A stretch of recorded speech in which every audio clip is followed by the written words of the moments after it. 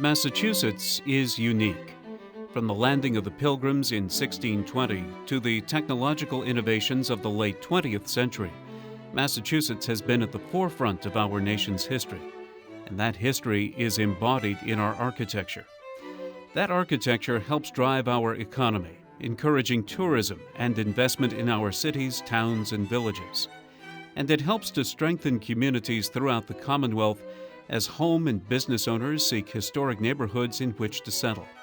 Around the country and around the world, Massachusetts is viewed as one of America's special places, intact, multi-layered, and vibrant.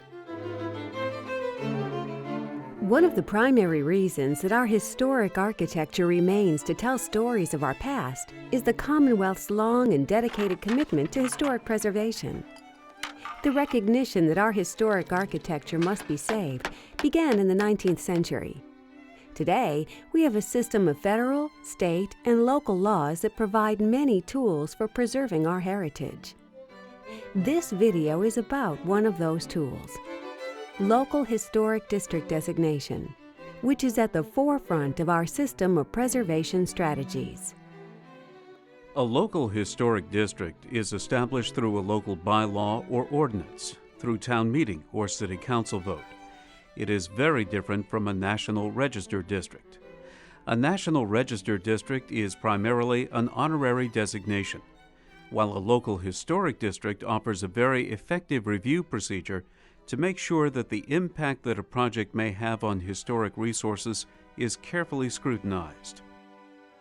In a local historic district, any proposed changes to exterior architectural features visible from a public way are reviewed by a locally appointed Historic District Commission. For instance, a property owner proposing a building addition in a local historic district must first submit an application to the Historic District Commission. The Historic District Commission then holds a public hearing and determines whether or not the new addition is appropriate. If the addition is determined to be appropriate, the Historic District Commission issues a certificate of appropriateness, allowing the work to progress. If the addition is found inappropriate, the applicant cannot obtain a building permit and cannot commence construction.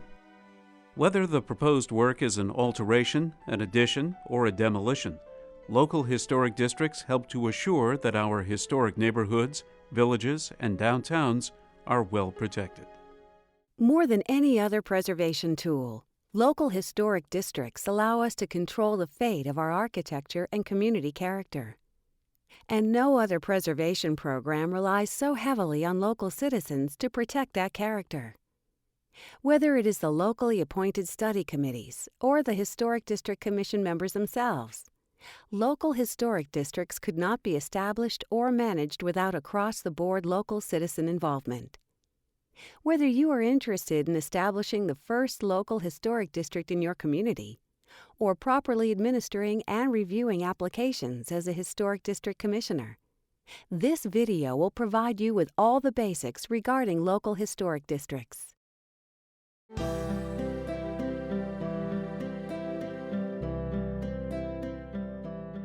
The idea of preserving our history by protecting architecture began in the United States in 1856 with the creation of the Mount Vernon Ladies Association to preserve George Washington's Mount Vernon. In Massachusetts, the preservation movement gained momentum with the creation in 1910 of the Society for the Preservation of New England Antiquities. Historic district protection has long been used as a tool for preserving our built environment. In the United States, Charleston, South Carolina led the way with the creation of the old and historic Charleston District in 1931, created in response to the razing of antebellum houses for salvage. This was followed in 1937 with the creation of the Vieux Carré District in New Orleans. In Massachusetts, threats to two highly prized historic areas, Beacon Hill and Nantucket, led to community organization and passage by special state legislation of the first two Massachusetts historic districts in 1955. Additional special act districts in Lexington and Concord were established between 1956 and 1960, as urban renewal and suburbanization following World War II increased the threat to their heritage. By 1960, the state legislature recognized the need to encourage communities throughout the Commonwealth to adopt local historic districts, and the need for a uniform process for the creation and administration of those districts. As a result, Massachusetts General Law Chapter 40C was adopted, creating the framework and legal basis for most historic districts in Massachusetts from that point forward.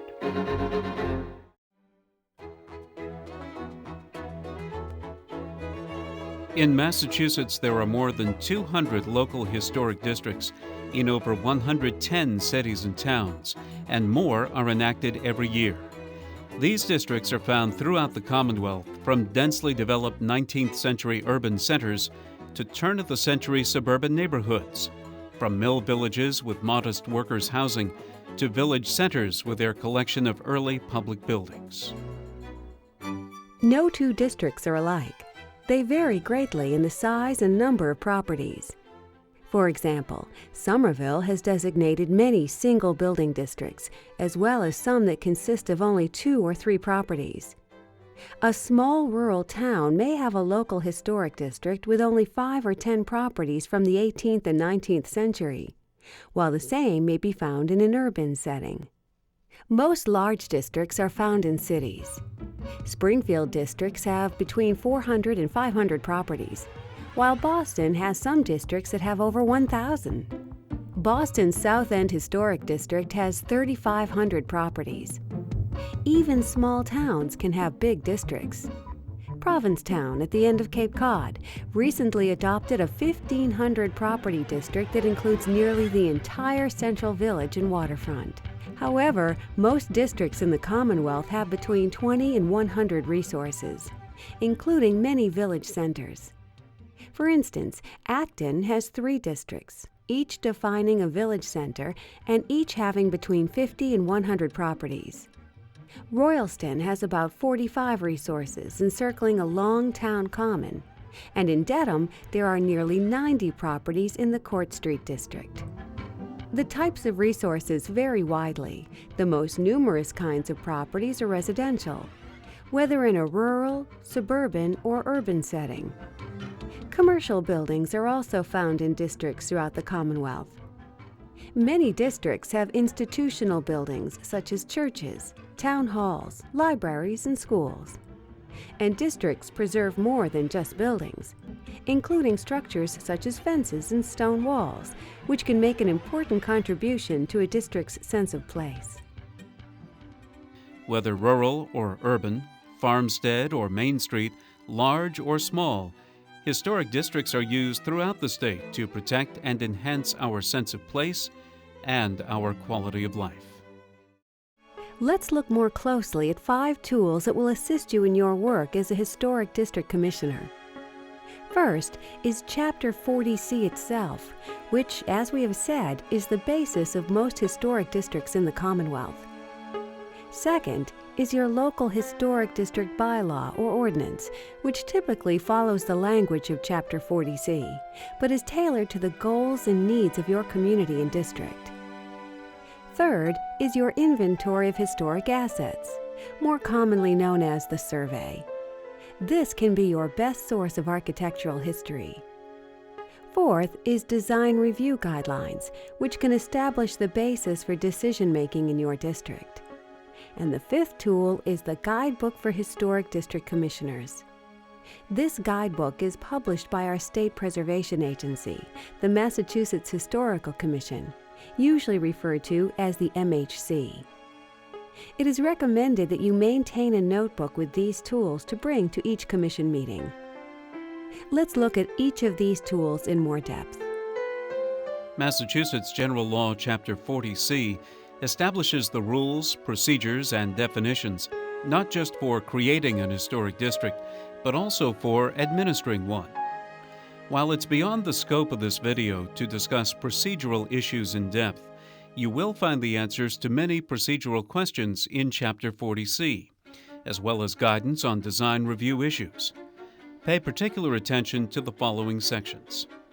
Section 2 sets out the fundamental justification for creation of an historic district. Section 5 provides important definitions for words like altered, constructed, and exterior architectural feature. And Section 7 provides useful language describing how to conduct design review. Each of these topics and more are included in Chapter 40C. Your local bylaw or ordinance was drafted to be consistent with Chapter 40C, while tailored to meet the goals of your community. This is why your local bylaw is the most important document to have in your commissioner's notebook. It is the legal basis for your district. Remember, the key word is local.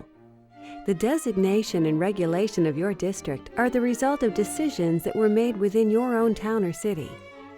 This bylaw may be a mirror image of Chapter 40C, but is usually adapted to meet the goals, procedures, and policies of your community. You will want a copy available for reference at all District Commission meetings. Two other useful documents related to the bylaw are the district map and the property index. Both should also be available at each meeting. The index can offer quick information, including a thumbnail sketch of each property's historic name, date, and style. What is the survey? The survey is the basic format for documentation of historic resources in your town. It is a form and a process created by the MHC and used throughout the state. A survey of your town's resources is a fundamental planning tool and should provide information necessary to understand why each resource in your historic district is significant. Survey forms tell you about the history of properties in your community, their architectural styles, and character-defining features for each style. In other words, the survey is your architectural history. We will explore architectural history in more depth in the next section, including in the use of your survey and how to read buildings in the absence of a complete and up-to-date survey. Typically, the survey has been prepared by your local historical commission. If you do not have thorough documentation of the properties in your district, ask your town's historical commission to assist in updating the survey. The MHC's survey manual will help you to understand the methodology. For a small district, you may want to have a copy of the complete survey for each commissioner. Otherwise, keep the survey in a publicly accessible place, such as Town Hall or the library. In either case, when an application comes before you, locate the survey form for that address, if it exists, and refer to it during the review process.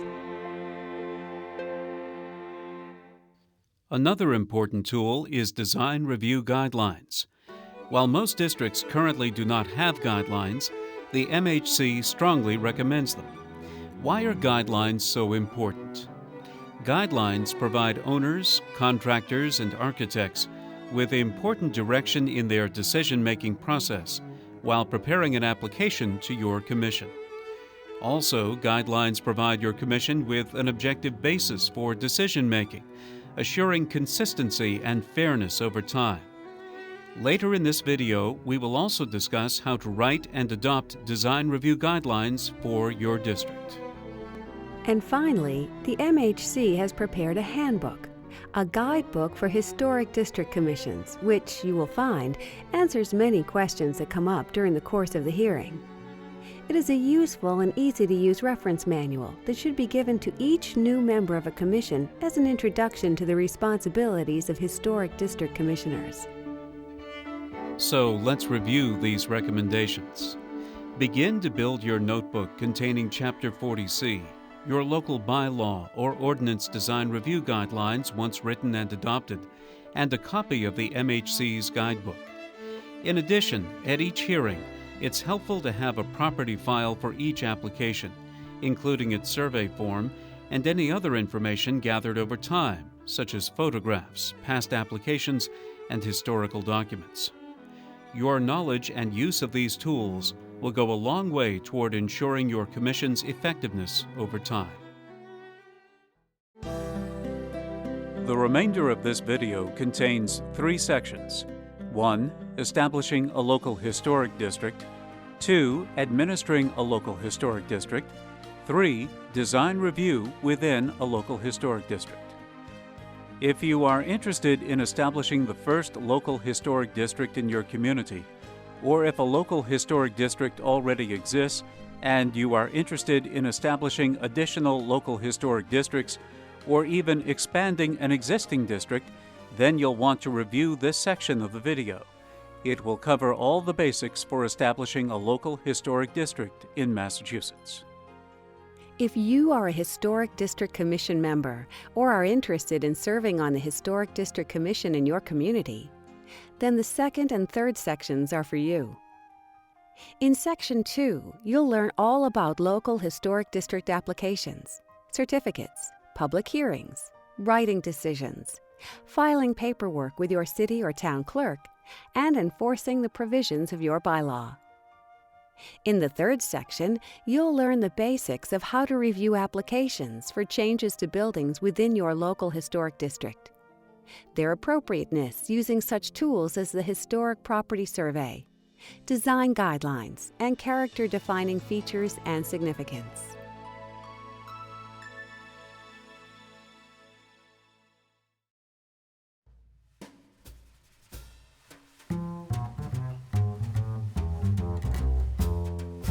Have you decided that your community needs a local historic district? Residents of many cities and towns throughout Massachusetts have reached this conclusion.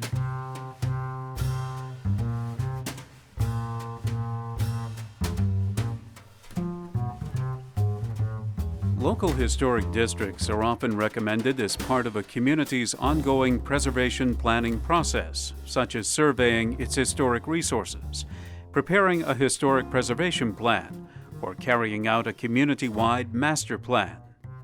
Often, recognition of the need for a local historic district follows the demolition or threat of demolition of a significant local historic property. To prevent further losses, residents join together to secure the protections that come with the creation of a local historic district. Whether the result of planning recommendations or a response to a specific threat, it is essential to understand that the establishment of a local historic district has considerable implications for property owners, so the process should not be approached casually. The process of establishing a local historic district usually takes at least 18 to 24 months. Allowing adequate time for different forms of public education regarding the proposed local historic district is essential. If you have decided that your community needs a local historic district, be sure to obtain a copy of the Massachusetts Historical Commission Guidebook Establishing Local Historic Districts. This guidebook provides detailed, step-by-step instructions, sample documents, and a flowchart. You should refer to it regularly during the process.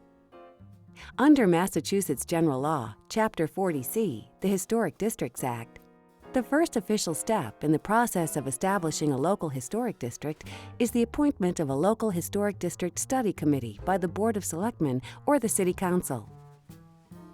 If a local historic district already exists in your community, then the existing Historic District Commission will act as the study committee. Before making the appointments to the study committee, Massachusetts General Law, Chapter 40C requires that a request for nominations is forwarded to the local historical society, the Board of Realtors, and the American Institute of Architects. Within 30 days, these organizations may submit their recommended nominees to the study committee. Besides nominees from the organizations specified in Massachusetts General Law, Chapter 40C, your selectmen or counselors should be encouraged to consider appointments of architectural historians, lawyers, business owners, residents, contractors, and other individuals interested in or potentially affected by the proposed historic district. Members of the study committee should follow the open meeting law, keep accurate minutes, and understand that they are an official appointed board of their municipality. Once the study committee is appointed, it will be responsible for conducting an investigation of the historic resources proposed for inclusion in the district, developing a report to present its findings and recommendations, and holding a public hearing on the proposal prior to its consideration by town meeting or city council. Once established, the study committee should make every effort to seek the input of potentially affected property owners early in the process. An opinion survey mailed to each address can provide an initial gauge of support or concern regarding the protections and controls that could come with the district. In addition, the committee should invite property owners to neighborhood meetings to discuss the proposed local historic district, how it would benefit the neighborhood, and how it would affect property owners. The important thing is to assure that all the potentially affected individuals are informed and part of the process from the outset, including those who may disagree with the study committee's recommendations. Publicize and disseminate the results of your public opinion survey, whatever they may be. Send letters to property owners explaining the next steps. Distribute a press release or public notice so that all residents in the town are aware of the committee's activities and findings. Proposed local historic districts often fail due to misinformation, myths, and rumors regarding the controls that would be placed on property owners. Common areas of misinformation are paint color review and maintenance requirements. Paint color is typically entirely exempt from review in a local historic district bylaw. And there are no maintenance requirements associated with a local historic district. Fact sheets, brochures, neighborhood informational meetings, and press releases all can help you to effectively counter any misinformation head-on. The Local Historic District Study Committee should begin its investigation of the historic resources by reviewing Massachusetts Historical Commission Historic Property Inventory Forms, historic maps, a current base map with property lines, and a street address list for the area. The appropriate boundaries of the district will be determined based on many factors such as land use, development patterns, architectural styles, and the integrity of the resources today. Most local historic districts have some sort of intrusions within their boundaries, such as new construction, vacant lots, or highly altered buildings. It is generally not necessary or desirable to attempt to draw boundaries that would exclude them. Under Massachusetts General Law, Chapter 40C, the Local Historic District Study Committee must prepare a local historic district preliminary study report. This report must be submitted to both the Planning Board and the Massachusetts Historical Commission. The MHC Guidebook, Establishing Local Historic Districts, describes in detail what must go into the preliminary study report. These sections include the summary sheet, introduction, methodology, significance, justification of the boundaries, map, property street address index, option and recommendations for the ordinance or bylaw, the bylaw or ordinance, and the inventory forms or photographs. When you submit your preliminary study report to the Massachusetts Historical Commission, staff will review the report for the inclusion of these sections. If the report is determined to be incomplete, the process of establishing your local historic district cannot progress to the next stage, the public hearing. If the report is determined complete, staff at the Massachusetts Historical Commission will review the study report in detail, note any areas of concern, and present the study report at the next monthly meeting of the Massachusetts Historical Commission. MHC may recommend changes to the study report, map, or bylaw. Following the MHC vote, the study committee is notified of the result. At least 60 days after a complete study report has been submitted to the Massachusetts Historical Commission and the Planning Board, the study committee holds a public hearing. At the public hearing, the study committee should be prepared to answer questions about the local historic district process, the architectural and historical significance of the area proposed for designation, and the provision of the proposed local historic district ordinance or bylaw. Following the public hearing, the study committee will prepare a final report, incorporating comments and recommendations from the Planning Board, MHC, and the community. The final report may be substantially the same as the preliminary report, or may be modified based on comments received. The final report is then submitted for consideration to the City Council or to town meeting. The ordinance or bylaw establishing a local historic district must be adopted by a 2/3 vote of the City Council or town meeting. Once a local historic district passes by a 2/3 majority, 1 or 2 steps remain before it is officially established. If your municipality is a town, then your town clerk must submit the local historic district bylaw to the Attorney General's office for approval. The final step is the recording of the local historic district map at the Registry of Deeds.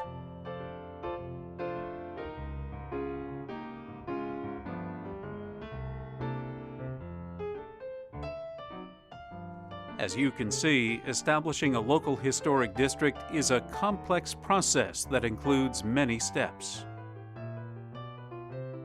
However, using the MHC guidebook and contacting the MHC staff whenever questions arise will help to make your local historic district a reality.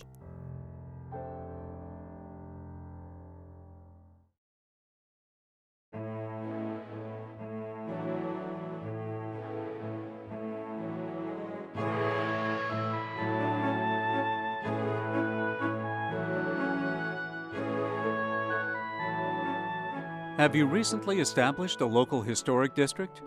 Are you a new local historic district commissioner? Or are you thinking about joining your local historic district commission? Whatever the case, this section of the video will help you understand just how a local historic district works from the time an application is received to when a project is completed. In addition, we will cover how members of the commission are appointed and their role in municipal government.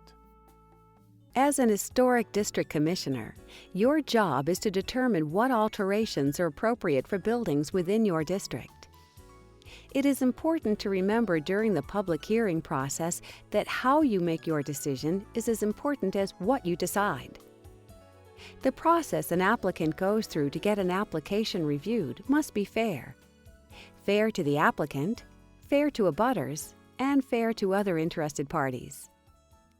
Fairness is embodied in federal and state law and is generally referred to as procedural due process. The legal principles of fairness and due process govern how applications are processed and how hearings are conducted. These principles originate in the United States Constitution and were extended to the states through the 14th Amendment. In Massachusetts, some aspects of this principle of fairness are codified in the Open Meeting Law and the Conflicts of Interest Law. Both laws apply to governmental entities at the state, county, and local levels, and that includes local historic district commissions. Typically, local historic district commission members are appointed by the Board of Selectmen or City Council. However, the Board of Selectmen or City Council cannot simply appoint anyone to the commission.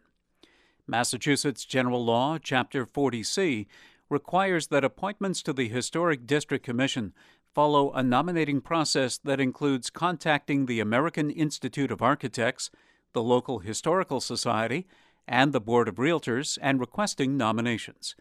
Only after this process has been properly followed may the Board of Selectmen or City Council proceed with the appointments. Most commissions have 5 or 7 members. Your bylaw or ordinance will specify the exact number of commission members. Useful expertise on a historic district commission includes designers, contractors, lawyers, historians, and architects. The goal is to form a commission with broad interest and expertise. A historic district commission may also include alternates. Alternates should attend meetings regularly. An alternate may be asked to vote in the absence of a permanent member or on specific cases if a permanent member must step aside due to a potential conflict of interest.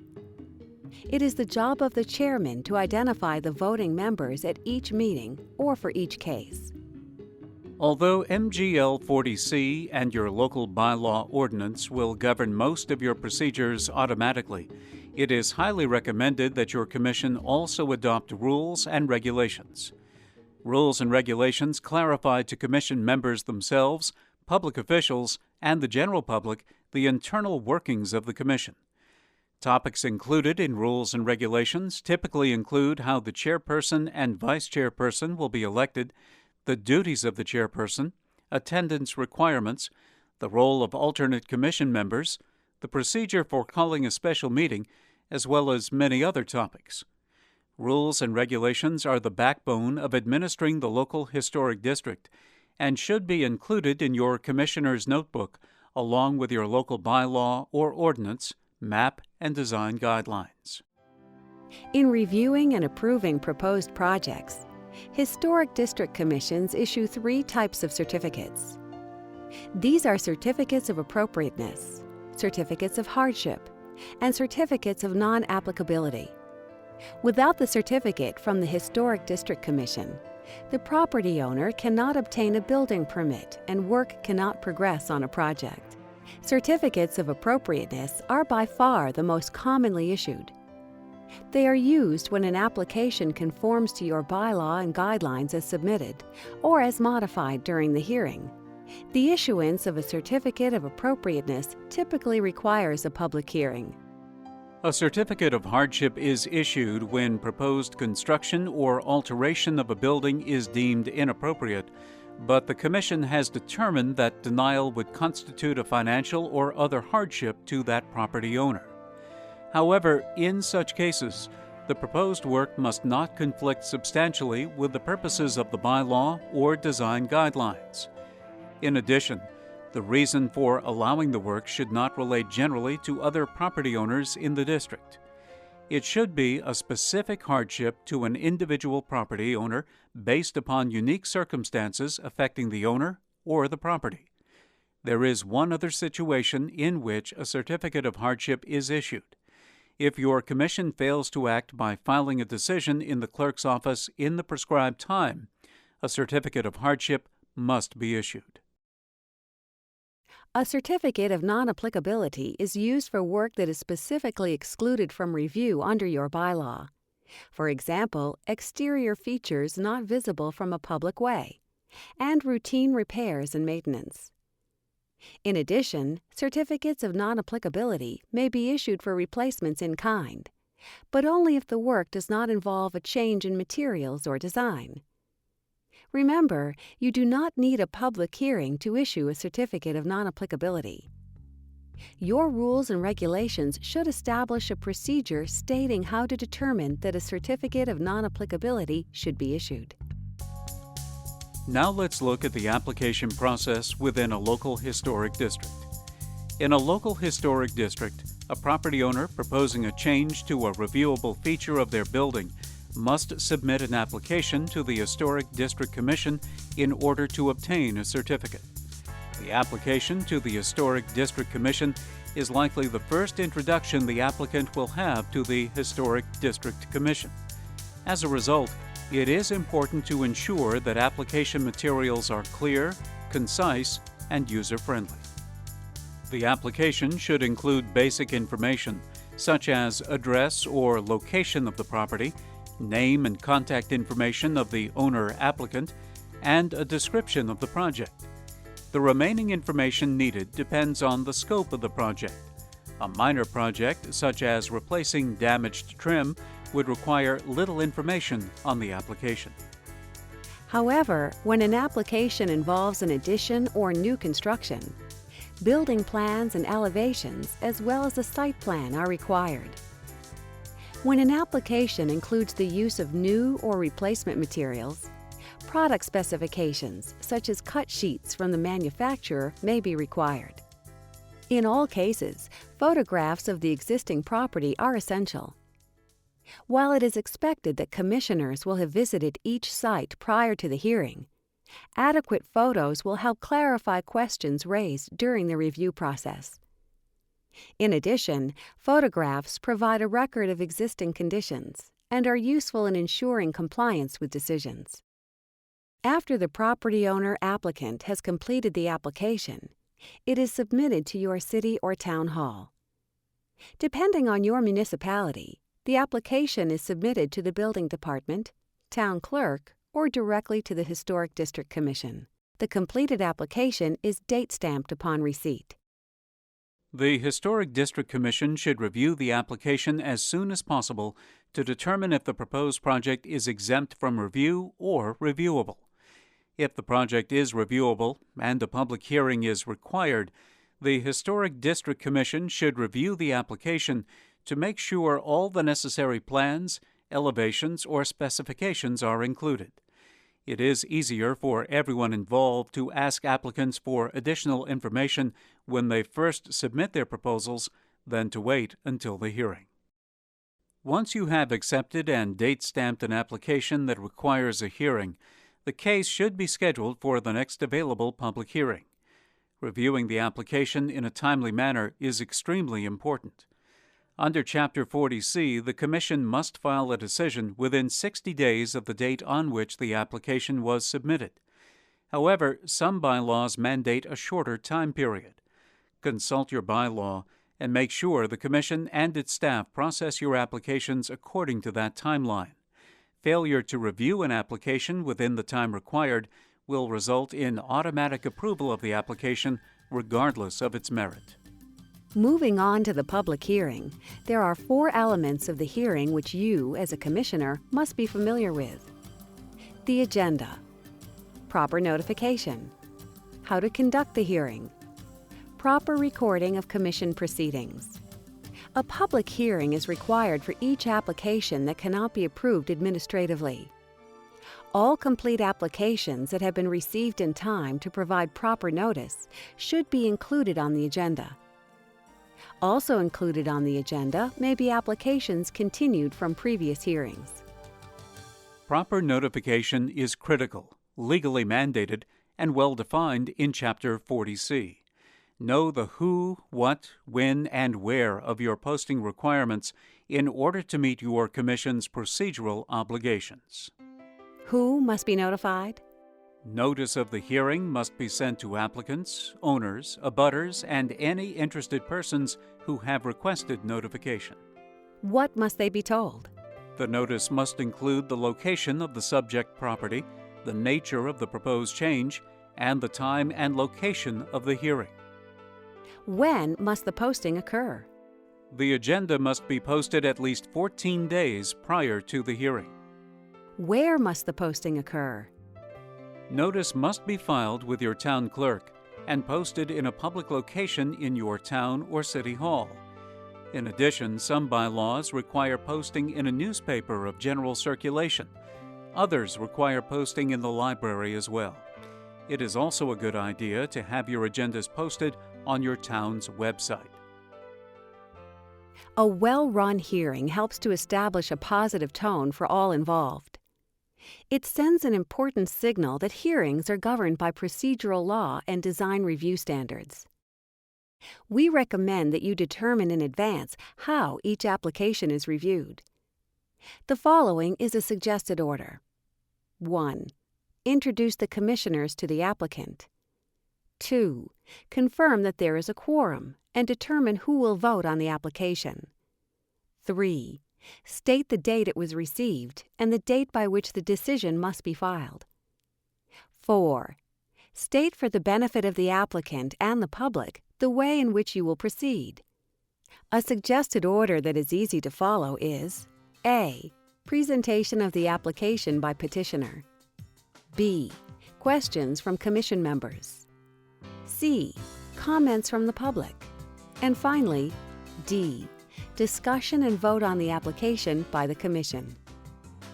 Remember, make sure your discussion is limited to whether a proposal is appropriate in terms of the overall site plan, scale, massing, materials, and details.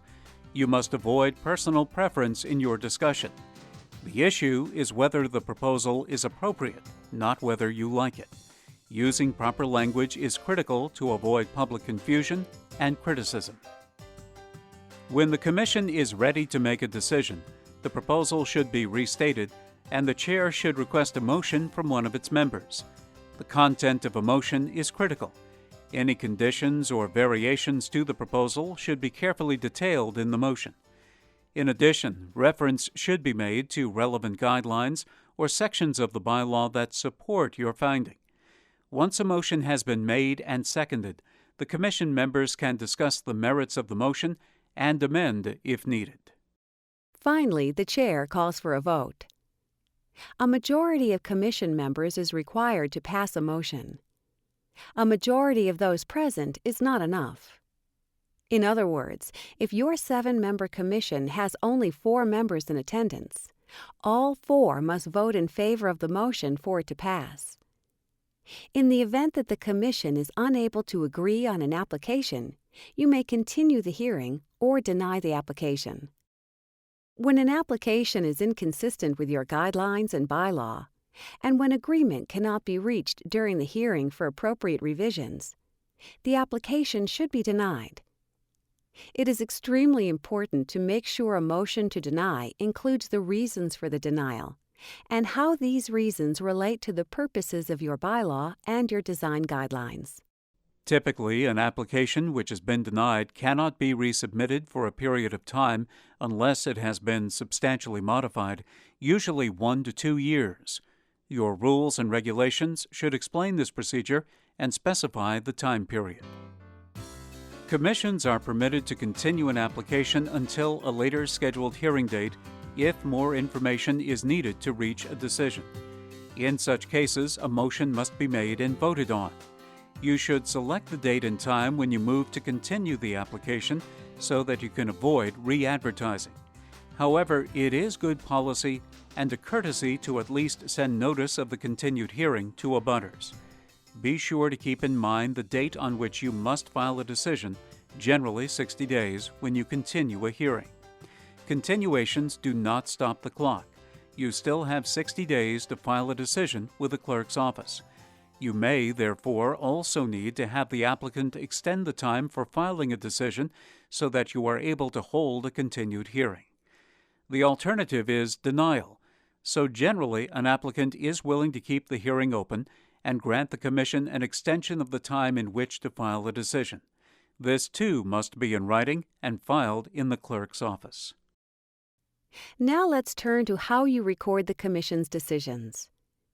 If decisions are not properly recorded and filed, the decision you reached at the hearing could be unenforceable.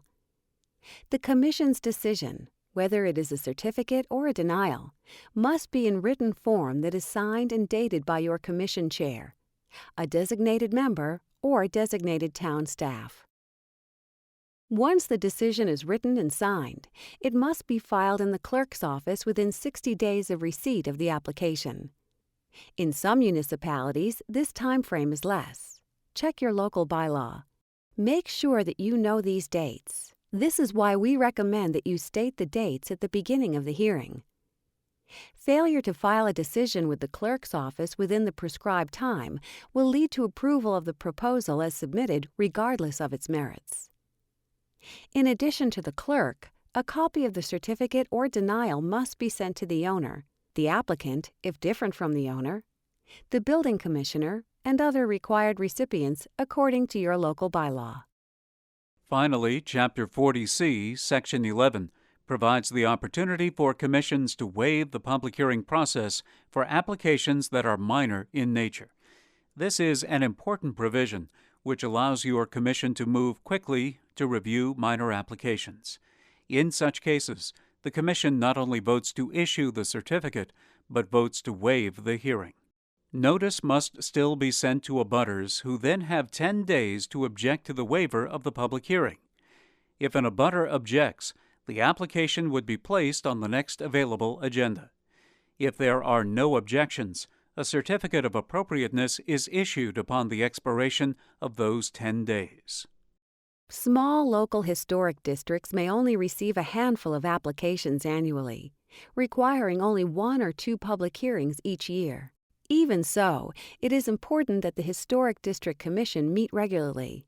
In this case, not for a public hearing, but for a public meeting.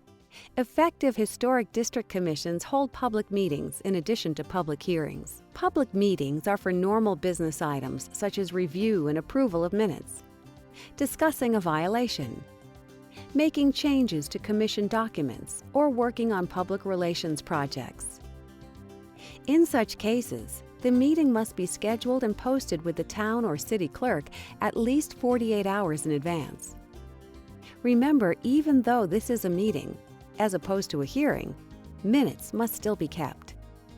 An important component of a well-run hearing is the preparation of minutes. They establish the legal record of your proceedings. Minutes may be taken by Commission staff or a designated commissioner. It is advisable to review and approve minutes at the next available meeting. If possible, review and approve minutes at the beginning of each meeting rather than at the end, especially when you're reviewing cases continued from a prior hearing. This will refresh everyone's memory about previous relevant discussions and can help with consistent decision-making from one hearing to the next. Occasionally, a property owner or contractor will initiate a project without first obtaining the proper certificate from the Commission. This work constitutes a procedural violation, and it is best to communicate the proper procedures to the property owner or contractor as soon as possible. Enforcing the provisions of your bylaw or ordinance is no easy task. However, it is essential that violations are dealt with promptly to maintain the credibility of the Historic District Commission and to demonstrate that all property owners are treated equally. Your bylaw may include language that addresses how violations will be handled through such actions as fines and court action. However, most historic district commissions consider this a last resort and work to resolve the violations through communication and encouragement. Violations of the Historic District Commission are often identified by abutters, residents, Historic District Commission members, and the Municipal Building Department.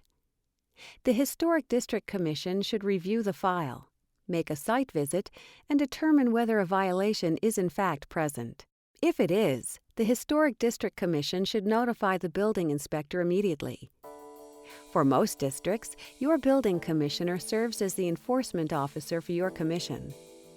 This usually works well, since the building commissioner is also responsible for issuing building permits and enforcing zoning bylaws.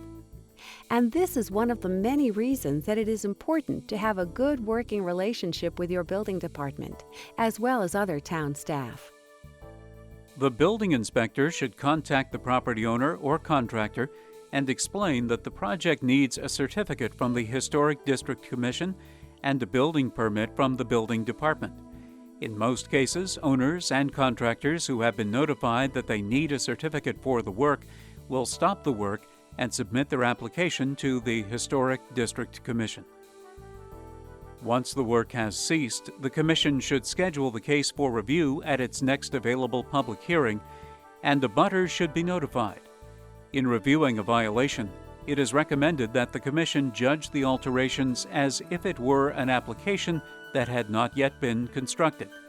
In other words, if it is work that you would not have approved, then it should be corrected. If the alterations are determined appropriate, the Historic District Commission issues a certificate of appropriateness and the work can progress. If the Historic District Commission declines to issue a certificate, then the violation must be corrected. It is advisable to create an order that defines the corrective action. The order should specify what needs to be done to correct or undo the violation and a time period for completion of that work. The order should specify the consequences of failing to comply. Rarely are additional steps needed to correct a violation. However, a municipality has the ability to issue a stop work order from the building inspector or seek an injunction in Superior Court. And the Historic District Commission can take other steps to limit violations within the district. By communicating with property owners throughout the Historic District regularly, by addressing violations promptly, and by treating all property owners fairly, a Historic District Commission will rarely deal with the challenges of enforcement issues. As the process can be an unpleasant one, it is best to find ways to avoid violations occurring in the first place. Occasionally, a person aggrieved by a decision of the Historic District Commission may choose to appeal the decision. Massachusetts General Law, Chapter 40C, includes the procedures for filing an appeal. If your bylaw or ordinance so provides, an appeal can be filed with the regional planning agency for your municipality. Otherwise, all appeals are made directly to Superior Court. As may be clear by now, Serving on a regulatory board at the local level means communicating and building relationships with other town officials. This is vitally important in order to maintain support for your district and ensure its smooth operation. Let's look more closely at the key players you should know. As the chief elected officials of your municipality, working with your Board of Selectmen or City Council is essential. It is a good idea for commission members to meet with them at least once a year to explain the role of the commission, recent projects, plans for the future, and to address any questions or comments they may have. Next up is your building commissioner or inspector. Quite often, the historic district review process is triggered when an owner or contractor applies for a building permit. Therefore, it is crucial that the building inspector and building department staff know how your local bylaw functions and how your commission administers review projects. They should know the boundaries of the district, what kind of work requires commission approval, and how the application is completed. As there are some exemptions in the state building code for significant historic properties, it is important that both you and your building inspector have a basic understanding of how it can be applied to preserving historic properties.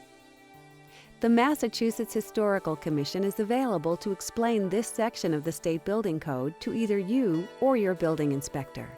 The building inspector is the enforcement officer. If work in the local historic district is undertaken without a building permit and certificate, the inspector can issue a stop work order. Another key player in your town or city hall is the clerk. They are responsible for maintaining official town records, such as regulatory decisions and commission appointments.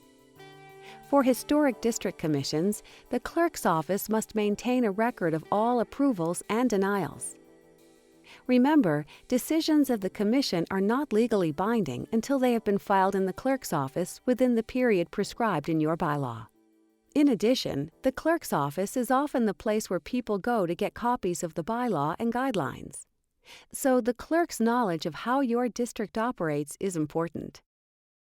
Local land use regulations, such as zoning and planning laws, can have a profound impact on your local historic district. Development pressures are an increasing issue in many regions of the state. Parcels of land are being subdivided, and small-scale buildings are being replaced by larger ones. Many of these changes may be permissible under existing zoning and planning laws, but may be inconsistent with your historic district goals. For these reasons, it is useful for you to be familiar with your local zoning and planning laws and to educate local land use regulators about your historic resources. Working together, you can craft land use regulations that respect the heritage within your districts. Large or complex projects may require review and approval of multiple boards before receiving a building permit. There are no rules governing which review process happens first. Your building department will make that determination. You just need to be aware that decisions you reach may affect or be affected by other regulatory decisions and may require additional review by your commission. Concurrent requests for approval take considerable monitoring on the part of the applicant and good communication among the permitting boards and commissions, which is another reason to know other local officials.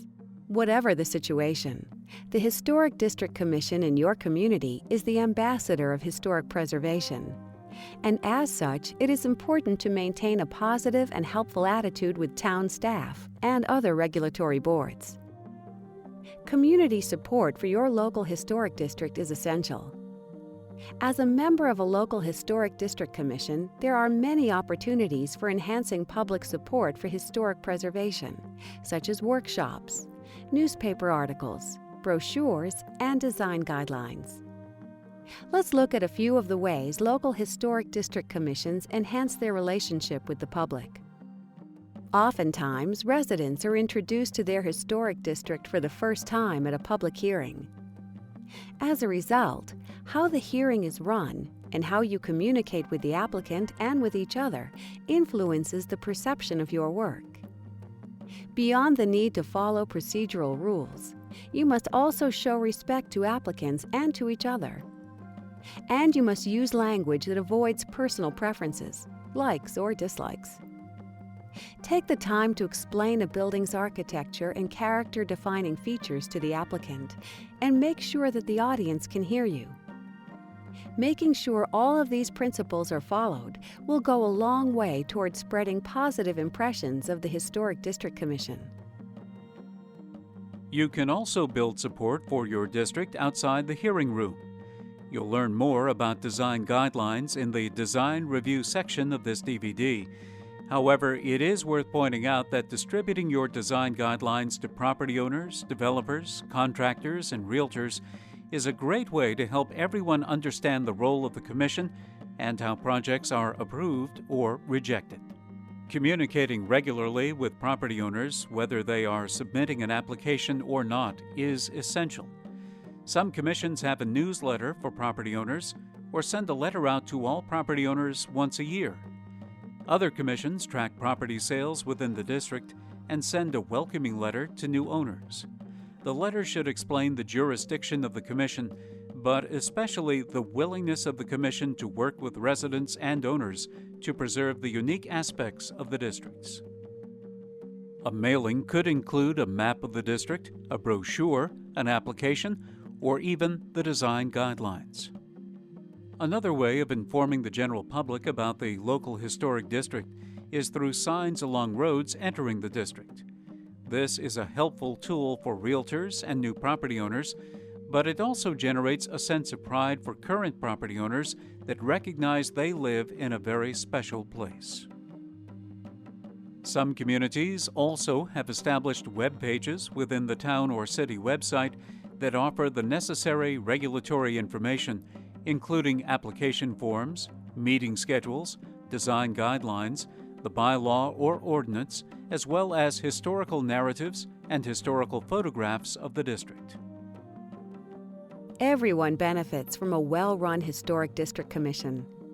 By following the administration procedures outlined in this section, your role as a Historic District Commission will be rewarding.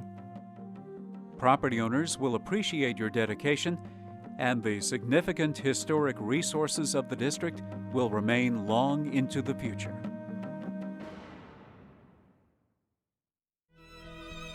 A survey of local commissioners conducted by the MHC revealed that architectural history was the most requested topic for additional training. Indeed, it is often assumed by applicants that you, as a commissioner, are an expert in this field. While it's not reasonable to expect all commissioners to be experts, your ability to read a building, to understand its style and character-defining features is important. We will explore 2 ways to improve your abilities as an architectural historian. First, we will look more closely at the survey, which can and should supplement your skills. However, as we have said, not all surveys are alike. Some are outdated or incomplete. Therefore, we will also discuss how to read a building when there is no survey form or other information. Let's look first at the survey. Even if you already have some understanding of the buildings in your district, you should get in the habit of referring to the survey form for each property that you review. Remember, a depth of knowledge will only enhance your credibility as a consistent and fair decision maker.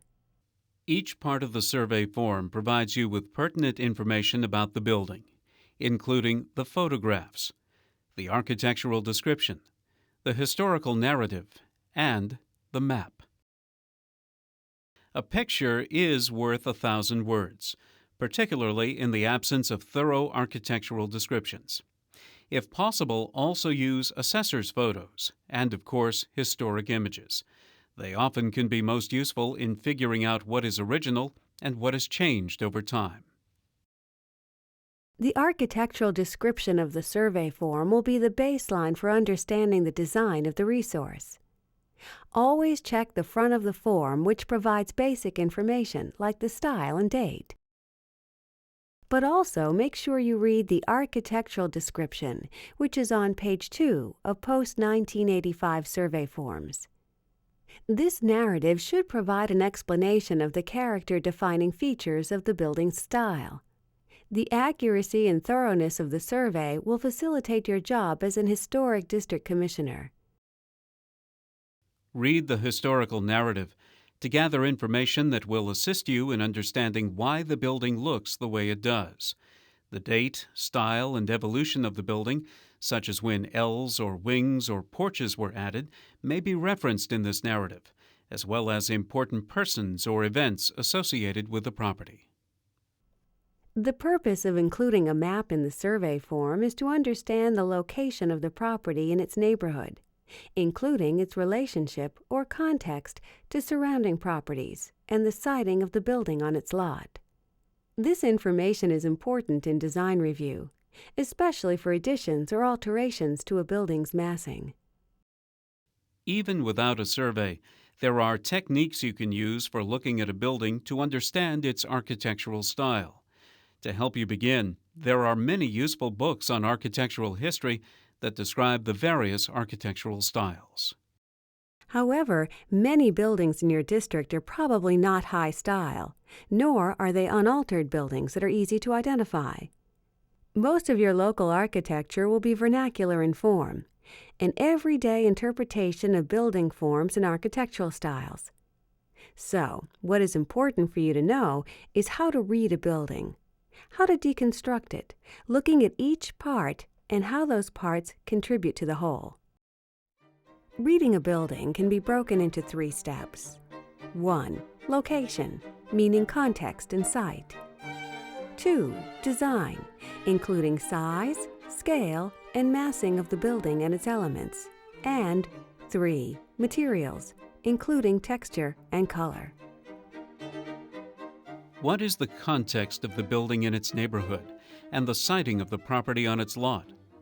Ask yourself some basic questions.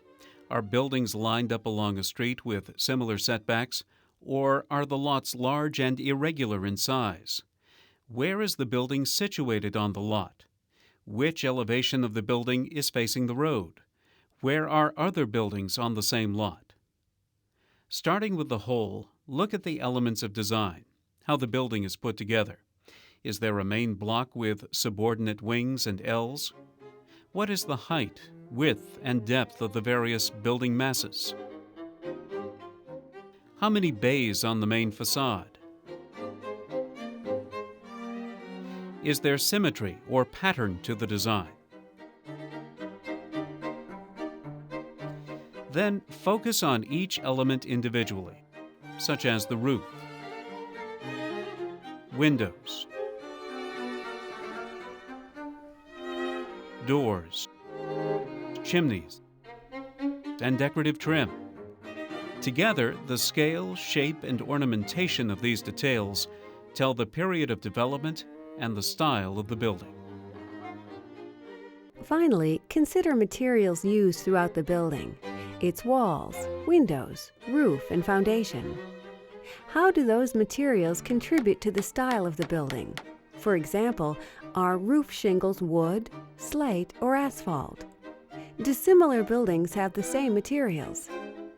Is there a pattern to the wall shingles? What do the materials of the foundation tell you about the age and evolution of the building over time? Let's look at some examples that are found in many districts in Massachusetts. This Greek Revival house form is found throughout the Commonwealth.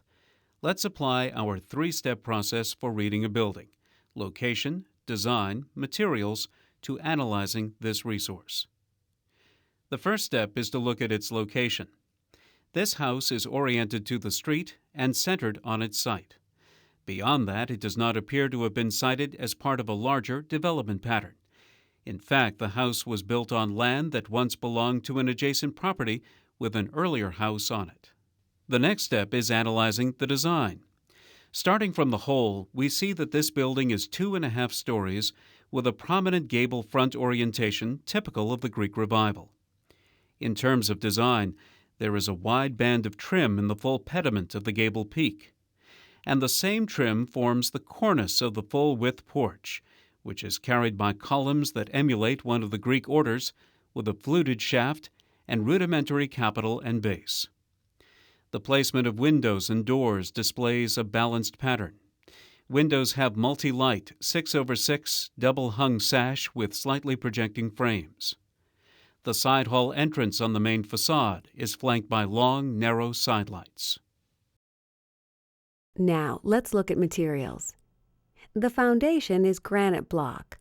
The walls have wood clapboards, consistent with the style, and the roof is asphalt shingles, though likely was originally clad in wood shingles. The body is painted yellow, and trim is white. Information gathered from looking at the location, design, and materials of this house shows features that are consistent with the Greek Revival style, and tells that the period of development likely is in the second quarter of the 19th century. This same process of analysis that we have applied to the Greek Revival house can be applied to other architectural styles, regardless of how complex. For example, the Queen Anne, a style that is noted for its irregular plan with projecting gables, bays, and towers. It is also a style which borrowed from earlier periods in its architectural vocabulary. Let's analyze this building by looking again at the location, design, and materials. Unlike the Greek Revival house in the first example, we see here that this property is part of a larger pattern of houses built in alignment to the street and each other. Therefore, adjacent properties can also provide clues in identifying the period and character-defining features of this house. Looking first at the whole house, we see that there is a main block with many projecting elements. The differentiation of each part of the house is further reflected in the roof forms and pitches. Looking at the parts, we see that a variety of window shapes and patterns have been used. The porches are supported by posts, not columns, which are turned. Ornamental trim is found on nearly all parts of the building, but reflects a variety of designs and periods. The chimneys, too, are of various heights, detail, and asymmetrical location. Now let's turn to materials. The foundation is brick, and the roof is covered in asphalt shingles, although similar houses in the district suggest that the original material was slate. Walls are clad in different materials and patterns, with the effect of separating stories and subparts. Just as with the Greek Revival example, the information gathered about the location, design, and materials of this house shows features that are consistent with the Queen Anne style, and tells that the period of development likely is in the last quarter of the 19th century. As you analyze the buildings in your district, remember, pure styles are rare. Many buildings are transitional in nature, showing characteristics of one style, but often details of an earlier or later style. And as taste changed, many buildings were updated to reflect characteristics of a new style. For example, an early 18th century house may have been changed in the late 19th or early 20th century to reflect the colonial revival period. Such a chain of events would mean that added features may not date to the original building, but nonetheless may be important historical treatments that are worthy of preservation. We've focused thus far on how to analyze and understand resources in your district. Now, let's turn to the design review process, starting with guidelines. As we said, this tool will greatly assist your commission in making consistent and fair decisions. Incorporating language from your design guidelines into decisions, especially denials, will help to send a clear message to the public on how the Historic District Commission bases its determinations. Design guidelines can be your best public relations piece. Developing guidelines is easier than you think. Let's look at this process, step by step. Appoint a committee. Set aside time outside your hearing schedule and appoint a separate subcommittee, which should include members of your commission, and may include others in your community who can be of assistance, such as members of the Historical Commission and local historians. Step 2. Analyze your district. Follow the model we discussed earlier. Location, design, materials. You should have a clear understanding of resources in your district, including development history and architectural design. Using the survey and your own skills as an architectural historian, identify the character-defining features of each style and their level of integrity. Understand what purpose and goals are expressed in your bylaw, including the list of elements that your town or city determined to be exempt from review. You do not need to start from scratch. Begin by reviewing the Secretary of the Interior's standards for the treatment of historic properties. The Secretary of the Interior standards should be the foundation of your design guidelines. Developed by the National Park Service and utilized nationwide, the standards provide guidelines for preservation, rehabilitation, restoration, and reconstruction that should be followed when work is proposed on a historic building. Next, review examples of design guidelines from other local historic districts. There are good examples of guidelines in Massachusetts. Consult with the MHC to obtain copies of guidelines for districts similar to yours.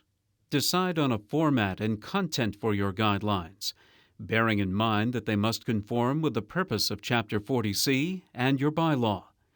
Generally, guidelines are organized into sections addressing specific features or issues. Begin with a general section outlining the overall purpose and goals of the district. Also, include a section listing what is exempt from review. In addition to general guidelines and exemptions, typical sections of guidelines may address some or all of the following topics: exterior walls, windows, window openings and trim, entrances, porches, roofs including cornice details, fences and walls, additions, new construction, and demolition. Only your community and district commission are in a position to know your resources and to make policy decisions. The overall goal is to understand the character-defining features of your district and determine how best to preserve them. The rules and regulations of your district should outline a process for adopting guidelines. Typically, a public hearing is scheduled to obtain community input on guidelines that have been available to the public for review. Then the Commission may vote to adopt the guidelines. Once you have adopted design review guidelines, put them in your Commissioner's notebook and refer to them at each hearing. Also, make them available to the public. By writing guidelines, you are codifying your district's approach to various design issues and better ensuring consistency and fairness over time. Now, let's turn to the design review process itself and apply the tools that we have discussed. Let's consider a step-by-step methodology, a process that can be used whether the application is for repair, alterations, additions, or new construction. This process can be broken down into 3 steps. Step 1. What is the architectural style of the building? What is its setting? Step 2. Which elements of the building are affected by the application? Step 3. Is the proposed change appropriate? Let's see how these steps can be applied. Whether the scope of the application is great or small, the process to review it is the same. In the first application, the owner sought to repair decorative elements of their house and restore missing patterned roof shingles. What is the architectural style of the building? What is the setting? According to the survey form, this is a mansard cottage with some Victorian elements constructed in 1880. Clearly, this survey form, written in 1969, is outdated and incomplete. The Commission members should rely upon visual inspection and their knowledge of the style while working to update the survey. This property sits close to the street, and both the primary and side elevations are highly articulated and highly visible. It is not part of a development of similar houses, but is surrounded by a variety of early and mid-19th century dwellings. Now, let's move on to the second step. Which elements of the building are affected by the application? The applicant sought to repair the decorative elements on the primary elevations, including the front entrance decorative railings, cornice brackets, and window hoods. In addition, the applicant sought to reintroduce patterned roof shingles. Even without an adequate survey form, knowledge of this style tells us that these are all character-defining features of the Mansard style. Now, let's turn to the last step. Is the proposed change appropriate? If an application calls for repair work that does not alter the design and the materials, then it is readily approvable. Here, there is no change of materials or design, and the application was approved. For restoration of a missing detail, it is not enough to know that such details are a character-defining feature of the style. Here, evidence was presented in the form of an early photo to support restoration of the patterned roof shingles. But what if the applicant had sought to replace the porch railing with a simpler design, or remove and not replace the deteriorated cornice brackets? In this case, the Historic District Commission would likely have denied the application, as the proposed project would not meet the criteria found in their design guidelines, and would therefore not be appropriate. Now, let's look at an application that originally involved a more substantial alteration. In rehabilitating this wood-framed house, the owners originally sought to replace the existing wooden 2/2 windows. Begin with step 1. What is the architectural style of the building? What is its setting? In this case, the building had never been surveyed. However, a visual inspection reveals the physical evidence needed to identify the architectural style. With its asymmetrical pattern, projecting bay windows, cross-gabled roof, and use of patterned shingles contrasted with wooden clapboards, this building can be identified as a Queen Anne from the late 19th century. A visual inspection of the setting finds that the building is set back from the street, in an urban setting surrounded by other similar houses. It is close by and to the rear of a similar wood-framed and altered building. Step 2. Which elements of the building are affected by the application? This application to rehabilitate this property included exterior work, such as removing, repairing, and replacing siding, replacing the roof shingles, removing the 2/2 windows, and installing replacement windows. Step 3. Is the alteration appropriate? Window replacement is one of the most common and challenging topics considered by commissions. The pattern of windows, their mutton configuration, is a strong character-defining feature of most styles. In this case, the Historic District Commission felt that the removal of original 2/2 windows with replacement windows was inappropriate and encouraged the applicant to consider window rehabilitation. The applicant agreed. While these original windows, which had lasted over a century, were clearly in need of work, the applicant was able to repair them in this case. The results were impressive. Certainly, there are times when the original or historic windows are beyond repair.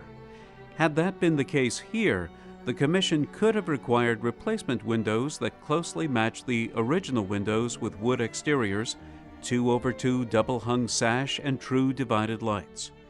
Including a section on window rehabilitation and replacement in your design guidelines is highly recommended. Now, let's turn to additions and new construction. We have used a 3-step process for analyzing applications for alterations, whether they are large or small. But what about new construction, including additions such as wings and ells? Here, the questions you should ask are slightly modified to consider the resource and the district more broadly. So let's rephrase the questions and look at a couple of examples. The first example is a large addition to an existing house. Let's look at step 1. What is the architectural style of the building that is receiving the addition? What is the setting? This house is a 2.5-story brick colonial revival dwelling constructed in 1935 on a corner lot facing a main road. While this building combines features that are Georgian, Federal, and Greek Revival, its massing and proportions point to the early 20th century as a construction date. The owners wished to remove a side porch and add a 1.5-story wing.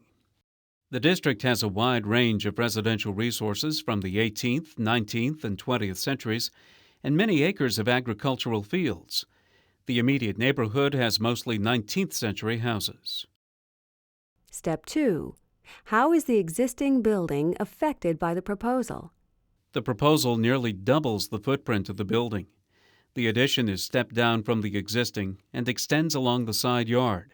The south gable end, including much of the end chimney and a single narrow attic window, are covered. Step 3. Is the addition appropriate? In evaluating the proposal, the Commission looked at the location, design, and materials. In terms of location, the Commission determined that there was precedent in the district for additions or Ls that extend along the side and rear of a house. The design was also deemed appropriate. The impact of the size and scale is diminished by breaking up elements of the addition, and the lower height of the addition makes it subordinate to the main house. Only minor design features are covered or lost by the addition, and other features are recalled in the new detail, such as the entrance door, which refers to the Colonial Revival entrance on the main facade, and the small open entrance porch of the addition, which echoes the same form as the porch that was removed. The use of materials was deemed appropriate as well. There is precedent of mixing materials, wood and brick, in the district, and it adds to the subordination of the addition to the main house.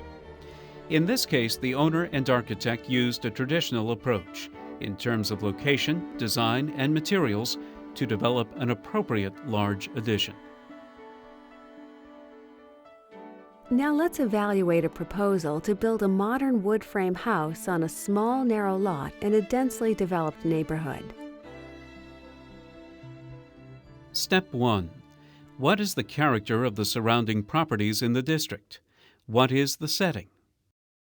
The surrounding neighborhood is characterized by buildings that are located at the street edge, with minimal setbacks and very little yards on the front, side, or back of the houses. According to the survey and visual inspection, this street consists of many late 19th and early 20th century 2 1/2 and 3-story houses, including several 3-deckers with gable front, flat, or slightly hipped roof forms. Step 2. How is the site and the district affected by the project? The first set of plans submitted called for a house with a setback deeper than neighboring houses in order to create a small garden. The design called for a 3-story flat roof house with oversized Italianate-style cornice brackets. The size and shape of this design took its height and roof shape from the 3-deckers on the street. Modern interpretation of Italianate details referenced a variety of nearby buildings. Step 3. Is the new construction appropriate? Looking at the proposed location, the Commission concluded that matching the setbacks of the adjacent houses was an important character-defining feature of the district, and the house was moved forward. In terms of design, the Commission determined that changing from a flat to a gable roof would better respect the overall massing and scale of the streetscape. This change also led to a reduction in the size of the Italianate brackets. But the Commission approved the modern interpretation of this and other design details. In addition, the use of different patterns and colors to the wood siding successfully referenced the surrounding historic styles. This proposal, as modified, respected the location, design, and materials of the district's character-defining features, while clearly expressing itself as a new building. This represents one approach to new construction. A more traditional approach to new buildings would also be appropriate. As you can see from these examples, many issues surface as you consider each application, and the variety of applications is infinite. But the process for design review needs to be consistent and fair. We have provided you with tools to assist in that process, including How to read a building, how to use your survey, how to write and adopt guidelines, and questions to ask in the design review process. remember, you are the voice of preservation in your community. Historic districts are vital to protect the heritage and beauty of our cities and towns. You should be proud of the role you play in that important work.